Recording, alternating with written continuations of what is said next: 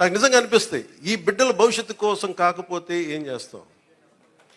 ఇప్పుడు నేను రక్షిత మంచినీరు వీళ్ళకి ఇవ్వగలిగేది ఏముంది? కనీసం తాగడానికి మంచి నీళ్ళు ఇవ్వగలగాలి, మంచి చదువు చెప్పించగలగాలి వీళ్ళకి. ఏం చేయగలం వీళ్ళకి? కనీసం వాళ్ళకి వాళ్ళ అవసరాలకు కానీ, వాళ్ళు చదువుకోవడానికి కానీ, హాస్పిటల్స్ కానీ, వైద్యం ఏదైనా ఇబ్బంది వస్తే హాస్పిటల్స్ కానీ, చదువుకోవడానికి బడి కానీ. నేను చెప్తాను 2047 చంద్రబాబు గారు మేము ఇదే అనుకుంటున్నాం. చంద్రబాబు గారు ఇదే చెప్తా ఉన్నారు, అద్భుతంగా రాణించాలి, భారతదేశం should become number 1 in the world అని.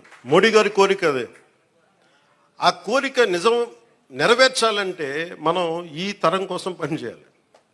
వీళ్ళ నేను ఓట్ల కోసం ఇక్కడ తీసుకురావాలా? వీళ్ళ గుండెలు చేసి చెప్తున్నా, వీళ్ళకి భరోసా ఇవ్వడానికి వచ్చాను, మేము ఉన్నాం.